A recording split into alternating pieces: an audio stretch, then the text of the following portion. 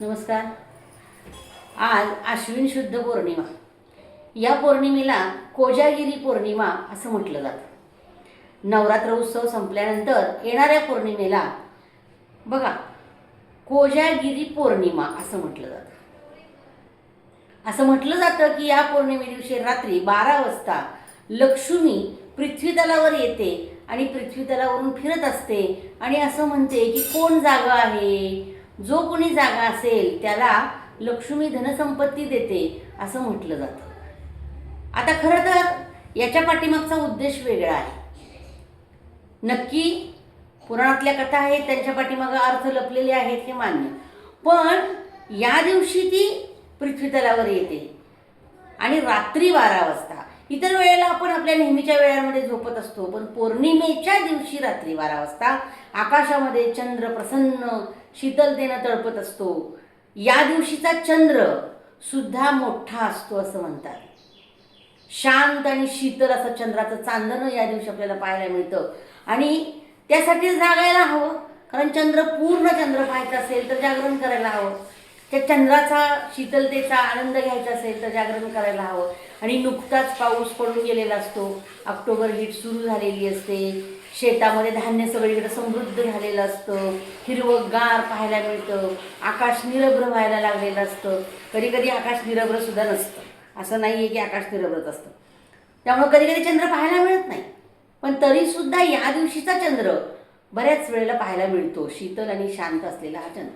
मग या पौर्णिमेला कोजागिरी पौर्णिमा म्हटलं जातं. काहीतरी सांगण्याचं काम संस्कृती या दिवसाच्या निमित्तानं आपल्याला करत असते. या दिवसाच्या निमित्तानं एक कथासुद्धा पुराणांमध्ये आहे. मगध देशामध्ये वलित नावाचा एक ब्राह्मण होता आणि त्यानं अयाचक व्रत घेतलं होतं. अयाचक म्हणजे काही मागणार नाही, काही घेणार नाही असं होतं. आणि त्याच्या त्या अयाचक व्रतामुळे तो निर्धन झाला होता. त्याच्याकडे धनसंपत्ती फारशी नव्हती, खाऊन पिऊन सुखी समाधानी असं होतं. त्यावेळी त्यानं ते कोजागिरीचं व्रत केलं, जागर राहून लक्ष्मी चित्ला प्रसन्न करून घेतली असं म्हटलं जायचं.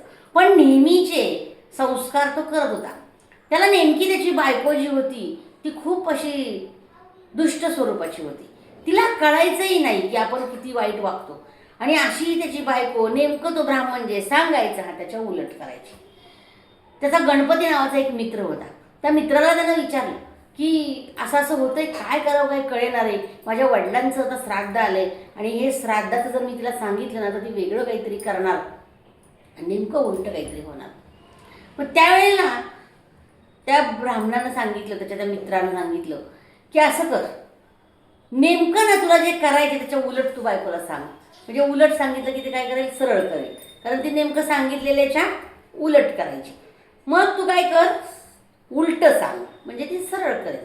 त्या वलित ब्राह्मणाला इथे पटलं की पाहावं, ठीक आहे पाहू आपण करून, काय हरकत आहे. आणि मग हा वलित ब्राह्मण त्याच्या वडिलांचं श्राद्ध होतं त्या दिवशी सकाळपासून प्रत्येक कृती बायकोला सांगत होता आणि ती बायको उलट सांगितलेली कृती सुलट करत होती. सगळं काही त्याला खूप आनंद झाला की अरे हा उपाय लागू पडला आणि सगळं पूर्ण होत आलं आणि आता फक्त पिंडदान राहिलं होतं. आणि पिंडदान राहिलेलं असताना आनंदाच्या भरामध्ये क्षणिक आनंदाच्या भरामध्ये त्या ब्राह्मणाच्या तोंडातून शब्द गेला की पिंड नदीमध्ये गंगेमध्ये विसर्जित करायचा. असं म्हटल्याबरोबर त्याच्या त्या बायकोनं तो पिंड गटारामध्ये टाकून दिला, कारण ही उलट करणारी होती. त्यामुळे गटारामध्ये त्यानं कपाळावर हात मारून घेतला, अरे हे काय होऊन बसलं. पण हे काय झालं, क्षणिक प्रमाद, क्षणाचा आळस माणसाचा शत्रू बनू शकतो. म्हणून गीतेमध्ये सुद्धा म्हटलेलं आहे, उत्तिष्ठतः जाग्रतः, म्हणजे उठ आणि जागा हो. नुसता उठ नको, माणूस उठला म्हणजे जागा असतो असं नाहीये. क्षणाचा आळस माणसाला खड्ड्यात नेऊन टाकतो.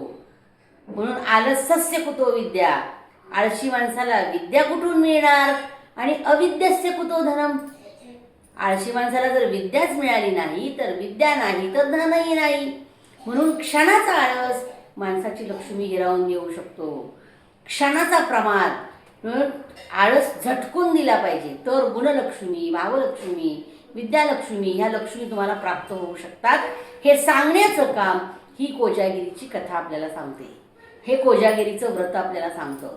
याच्यामध्ये आणि चंद्राच्या शीतलतेमध्ये आपल्याकडे मग परंपरा आहे की रात्री 12पर्यंत जागायचं. आजच्या काळामध्ये तर माणसं खेळ खेळत बसतात, पत्ते खेळत बसतात, का तर 12पर्यंत जागायचं. मग चंद्राच्या प्रकाशामध्ये दूध चांगलं छान मसालेदार करायचं, गरम करत ठेवायचं आणि मग ते गरम केलेलं दूध रात्री 12च्या दरम्यान सगळ्यांनी मिळून घ्यायचं आणि मजा एन्जॉय करायचं. हीच भूमिका आहे. पण या निमित्तानं काही लोक जी सुज्ञ असतात ती लक्ष्मीची व्रतकथा वाचतात किंवा लक्ष्मीची स्तोत्र म्हणतात आणि खेळ गप्पा गोष्टी करा, त्याला नकार दिलेला नाहीये. पण काही गोष्टी लक्षात घेणं गरजेचं असतं, ते करणं गरजेचं असतं, तर तुम्हाला भावलक्ष्मी, गुणलक्ष्मी, वित्तलक्ष्मी मिळू शकते. याच काळामध्ये शेतामध्ये धान्य येतं आणि औषधी वनस्पती सुद्धा उगवलेल्या असतात. त्यांच्यातले औषधी गुण संकल्पित होण्यासाठी, शेतामधलं धान्य समृद्ध होण्यासाठी या चंद्राचा प्रकाश जो असतो तो फायदेशीर असतो. पौर्णिमेचा आणि रात्रीच्या चंद्रांचा, म्हणजे पौर्णिमेचा काळ तर पौर्णिमेचा चंद्र रात्रभर मोठा असतो आणि प्रकाशित असतो. त्यामुळे या चंद्राच्या प्रकाशाचा परिणाम त्या धान्यांवर आणि त्या औषधीवर, पुष्णामीच औषधी सर्वा सोमो भूत्वा रसात्मका असं म्हटलेलं आहे. ह्या औषधी रसयुक्त बनण्यासाठी ह्या चंद्राच्या शीतलतेची, शांततेची गरज असते. जशी सूर्याची गरज, सूर्याच्या प्रकाशाची गरज शेतातल्या धान्याला असते, तशी चंद्राची शीतलता, प्रसन्नता, शांतता या धान्याला असते, या औषधांना असते. चंद्राच्या चांदण्यात फिरायला खूप छान वाटतं. एखाद्याला राग आला असेल, संताप आला असेल तर त्यानं चंद्र उगवल्यानंतर रात्री मस्तपैकी 10-11 वाजता चंद्राच्या चांदण्यात शांतपणे फिरावं, त्याचा राग निघून जाऊ शकतो. एवढी ती शीतलता, प्रसन्नता तुम्हाला प्रसन्न करण्याचं काम करत असते. म्हणून चंद्रामध्ये नौकाविहार केला जातो, याचं पण वर्णन केलं जातं. आपल्या रामकृष्ण हे जे देवता आहेत याच्यामध्ये आपण रामाला रामचंद्र म्हणतो, कृष्णाला कृष्णचंद्र म्हणतो, कारण त्या चंद्राची शीतलता, चंद्राचं चांदणं त्यांनी अनुभवलं. हा चंद्र शंकराने तर माथ्यावर धारण केला. म्हणजे चंद्राच्या बद्दलची भूमिका भारतीय संस्कृतीनं, जसं सूर्याला आपण सूर्यदेव म्हणतो, सूर्य उपासना करतो, तशी या कोजागिरी पौर्णिमेच्या निमित्तानं चंद्राची उपासना करायची असं सांगितलेलं आहे. कारण जसा सूर्यापासून आपल्याला फायदा मिळतो तसा चंद्रापासून सुद्धा आपल्याला भरपूर फायदे मिळतात. याचं आणखीन एक कारण म्हणजे मानवाला चंद्र आकर्षित करतोच, पण समुद्राला सुद्धा चंद्र आकर्षित करतो, सागराला सुद्धा चंद्र आकर्षित करतो. ही जी समुद्राला भरती ओटी येते ना, ती या चंद्रामुळेच येत असते. म्हणजे इतकी ताकद त्या चंद्राच्या प्रकाशामध्ये आहे. आणि म्हणून जसं आपण सूर्यप्रकाशामुळे आपलं जीवनसत्व वाढतं, तसं चंद्रप्रकाशामुळे सुद्धा आपल्यातली शांतता, प्रसन्नता, शीतलता वाढत असते.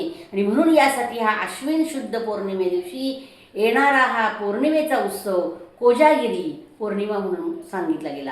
असंच सांगितलं असतं तर कदाचित कुणी केलं नसतं. पण या दिवशी नेमकी लक्ष्मी पृथ्वीतलावर येते आणि प्रत्येकाला लक्ष्मी देऊन जाते, संपत्ती देऊन जाते असं म्हटलं जातं.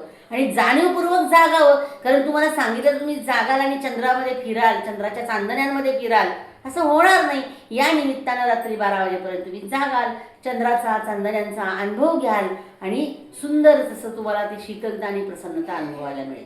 शिवाय या दिवशी या ऋतूमध्ये पिकलेले जे भात असतात, भात आलेले असतात, हे भात सोडून त्याच्यापासून बनलेल्या ताज्या पोह्यांचा, दूध पोह्यांचा आस्वाद सुद्धा या कोजागिरी पौर्णिमेला घेतला जातो. मस्तपैकी मसाले दुधाचा अनुभव या दिवशी घेतला जातो. हे कोजागिरी पौर्णिमेच्या निमित्तानं केलं जातं. आणि म्हणून ही पौर्णिमा साजरी का करायची, तर निव्वळ दूध पिण्यासाठी नाही, निव्वळ मजा एन्जॉय करण्यासाठी नाही, तर चंद्राला जाणण्यासाठी. आपल्याकडं भगिनी भाऊ नसेल तर चंद्राला भाऊ मानतात. आणि आपण बघतो की चतुर्थी दिवशी चंद्राची पूजा केली जाते. गणेश चतुर्थी दिवशी तर चंद्राला चंद्राचं तोंड पाहू नका म्हणतात. ती कथा वेगळीच आहे, काय घडलं वगैरे ते आपण कधी योगायोगानं ती कथा नंतर पाहू.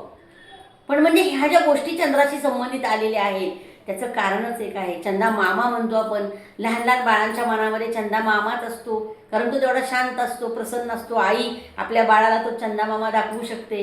ज्याला मामा नाही तो त्या चंद्राला मामा मानतो, कारण तो शांत, प्रसन्न, शीतल असतो. त्याच्याकडे आनंदानं ते बाळ पण बघून हसत असतं. इतकंच नव्हे तर ज्यावेळी प्रभू रामचंद्रांनी हट्ट केला होता सुमित्रानंदांकडे की मला चंद्र हवा, मला आकाशाचा चंद्र आणून द्या, त्यावेळेला त्या सुमित्रानंद पंतांनी रामाला असं शांत रात्री चांदण्यामध्ये पातेलं भरून पाणी शांत ठेवलं होतं आणि त्याच्यामध्ये ते चंद्राचं प्रतिबिंब पडलं होतं आणि पडलेलं प्रतिबिंब रामांना त्यांनी ते दाखवलं आणि हा तुझा चंद्र घे असं म्हटलं होतं. ह्याची उदाहरणं आपल्या पुराणामध्ये वेगवेगळी चंद्रासंदर्भाची भरपूर आहेत. जशी सूर्याला आपण सूर्यदेव म्हणतो तसं चंद्रालाही सोमदेव असं म्हटलं जातं. त्याची आणखीन एक सोमदेवाची कथा वेगळी आहे, ती ओघाळ्यानंतर पाहू. पण या कोजागिरीच्या निमित्ताने एवढंच लक्षात ठेवा की निव्वळ दूध पिणं, दूध पोहे खाणं, मजा एन्जॉय करणं याहीपेक्षा चंद्राचा अनुभव घेणं, चंद्राची शीतलता, प्रसन्नता जर आपल्यामध्ये आली तर निश्चितच कितीही संतापी रागीट माणूस असला तरी तो शांत होऊ शकतो. म्हणून या चंद्राच्या चांदण्याचा आजच्या या कोजागिरी पौर्णिमेच्या दिवशी आनंद घ्या, अनुभव घ्या, दुधाचा आस्वाद घ्या आणि लक्ष्मीनं जी तुम्हाला लक्ष्मी मिळणार आहे, गुणलक्ष्मी, भावलक्ष्मी, निव्वळ धनलक्ष्मीच नाही आहे तर गुणलक्ष्मी, भावलक्ष्मी, वैभवलक्ष्मी ह्या सगळ्या लक्ष्मी या चांदण्यात तुम्ही फिरलात तर तुम्हाला जाणवतील, निश्चित मिळतील. हे काही मी तुम्हाला हे करत नाही आहे, काय म्हणतो आपण, खोटं सांगत नाही आहे. तर शांत प्रसन्न मनाच्या माणसाला या गोष्टी मिळतातच. सतत भांडणं, वादावादी, आरडाओरडा करणाऱ्या माणसाला ही लक्ष्मी त्याच्यापासून दूर पडते. लक्ष्मी त्याच घरात राहते जिथं शांतता असते. शांततेचं वास्तव्य ज्या घरात असतं त्या घरात लक्ष्मीचं वास्तव्य असतं असं म्हटलं जातं. किंवा हात फिरे तिकडे लक्ष्मी फिरे असंही म्हटलं जातं. जिथं स्वच्छता असते तिथं लक्ष्मी असते, जिथे शांतता असते तिथे लक्ष्मी असते असं म्हटलं जातं. आणि अशी ही लक्ष्मी प्राप्त करण्यासाठी चंद्राची शीतलता, शांतता, प्रसन्नता आपल्या सर्वांना मिळो ही या कोजागिरी पौर्णिमेच्या निमित्तानं सदिच्छा. आणि ही कोजागिरी पौर्णिमा उत्साहात आनंदात साजरी करा हीच इच्छा. धन्यवाद.